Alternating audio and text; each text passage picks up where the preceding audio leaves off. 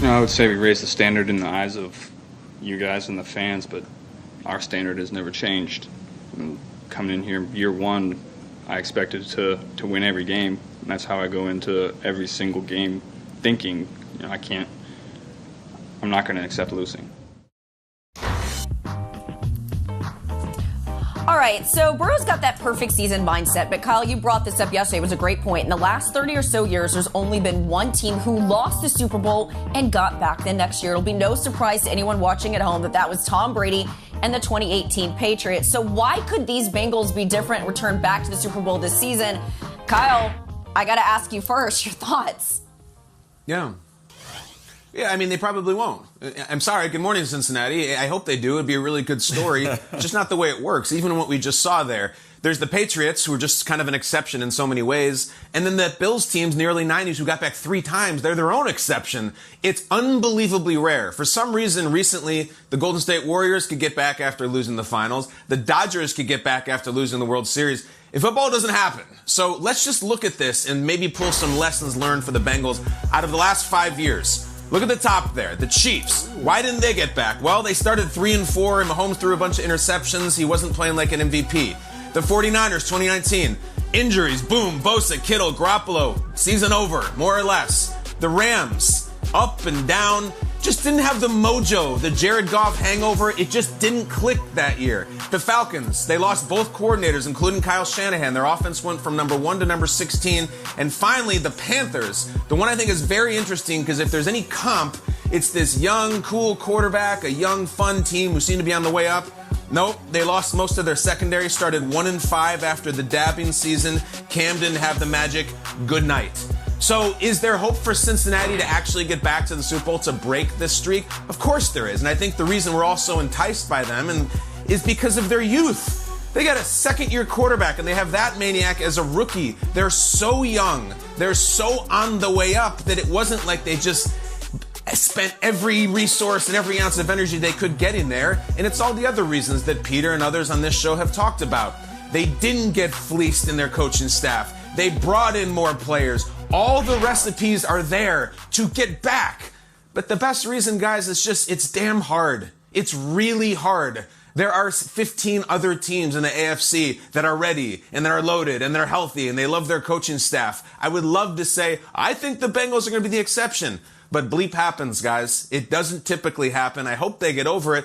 But Mike Robb, sometimes teams go and even win the Super Bowl, and the very next year, bleep happens. Like, I don't know, they're on the goal line and they don't hand it to Marshawn. That's just the way the football gods work. You would know. KB, you're absolutely right, man. Bleep does happen. Bleep happens a lot. You know what I mean? I don't know how many bleeps we can say in this segment, but bleep, man, Sure. It just happens. You know what I'm saying? But I'm gonna talk about the Cincinnati Bengals and just give some I don't know, some confidence into this team, because simply put, when I look at what they have offensively, when I look at what they have defensively, they really didn't lose anything, and offensively, you have 3 number 1 receivers. I think some of those teams that you showed just didn't have as much of the offensive firepower that we see the Cincinnati Bengals have. You got Tyler Boyd, who rules the slot. You got T. Higgins, who's the big red zone threat. And then you have Jamar Chase, who's the explosive threat. All guys who are capable of having over 1,000 yards receiving. You have your quarterback who's been compared to a Tom Brady, who wasn't he the last guy to kind of do this, lead this team back to a Super Bowl after losing the year before. So there is a comparison with the mentality of the quarterback and talking about Joe Burrow. That's why I love that soundbite with Joe Burrow. He was talking about this wasn't just a normal game we lost. You know what I'm saying? We looked at the film, we got better from it, and it's time to move on. I just think that when you look at the Cincinnati Bengals team, the culture has changed from those old Cincinnati Bengals teams of old that was just kind of the bottom basement of the AFC. But I think they can do it. But it will be hard. I look at the Baltimore Ravens, Lamar Jackson. You can't count on him just being hurt. You can't count on that entire team being hurt like it was last year. And there is a guy in Cleveland. Yeah, he's going to be suspended a little bit. But there is a guy in Cleveland, quarterback, Deshaun Watson, who is one of the premier quarterbacks, franchise quarterbacks in the National Football League. When he gets on the field, it's going to be instant improvement for a Cleveland Browns team who was already good. So, yes, the ingredients are there for the Cincinnati Bengals to do it. I just don't think it's realistic that it happens this year because I just think that the rest of that division, the AFC North, will be a lot better. Fair. It's fair. Here's my counter to all this. All right.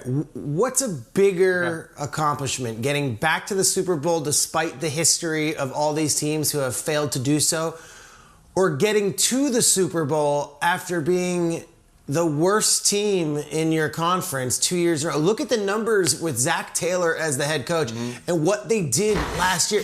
Think about the same head coach walking into that locker room in July after 2-14 and 4-11-1 and looking at the team and being like, all right, guys, it's me again, Zach. Let's rally the troops. Let's go to war. Let's go and do it. I mean, how did these guys not tune him out after those first 2 seasons? I think that is what makes them different.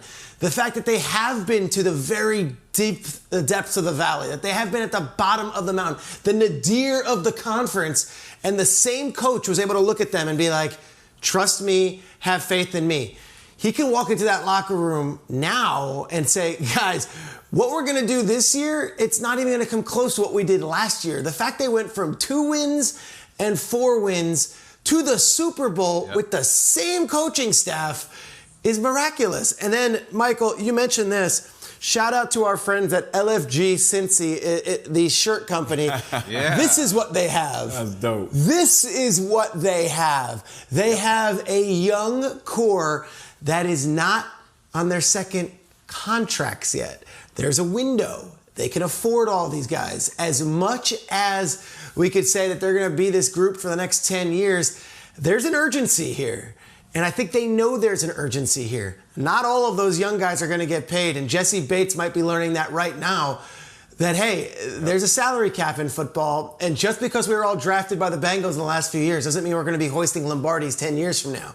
I think the fact that Zach Taylor took this team from the very depth of the AFC and looked at them in the eyes and said, believe in me, and they actually did, gives them a leg up from all these other teams who were good, got to the Super Bowl, and then failed to return. I honestly think so. There is some Johnny drama to this whole thing, and maybe he's the guy that can lead them and that entourage right to the Super Bowl. I like it. I love all the points that you guys brought up. And honestly, jumping off kind of what Kyle said there, the Bengals know what this is all about. Go back to 1988. I talked to Boomer Esiason recently, and he talked about how hard it was to get to the Super Bowl and how deflating it was to lose in a close game. But something really stood out to me at OTAs, and I want to go and show you a little video, and then we'll get to some sound. It was Joe Burrow playing without a knee brace. The first time since 2020 he's been dealing with that ACL injury. See, look at this. This isn't a big deal to some people that might look at the video at home or see the pictures, but all you got to do is listen to Joe Burrow talk about not playing with that thing and how it's not limiting him the way that it was before.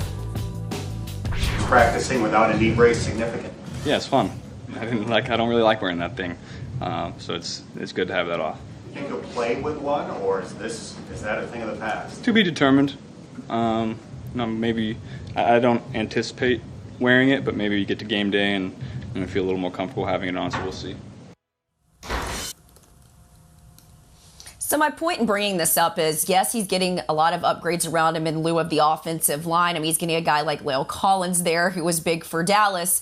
But the big thing, I think, for him is feeling like he can play a little bit more free. This might be the healthiest version of Joe Burrow that we've gotten. And it's scary to think how good he was down the stretch, not when he was 100%, what he could look like when he is actually 100%. And Mike Robb, I got to ask you, I don't know if you played through some of these injuries, but how limiting is that for you in practice? Are you always second guessing yourself when you still have that brace and you're playing with it and you're not feeling as loose and free as you normally are?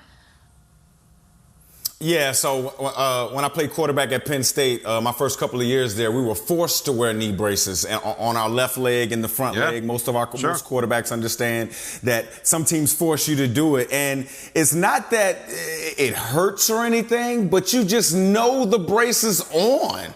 There were times where I fell just simply because my braces clicked while I was running and you end up falling. I think Joe Burrow was a great answer by Joe Burrow. You know, he may get in the game situations and just feel more comfortable because he had a whole year with the brace on. But to everybody's point, the correlation in wins, the correlation and just how good the turnaround that this team had, yes, it was Zach Taylor, Peter, but it also correlated with Joe Burrow being healthy. When Joe Burrow got healthy, this team took off. And you just saw it in that part right there that Jane just showed. The mentality of this young guy, man. I'm telling you, that's something that can't be overstated.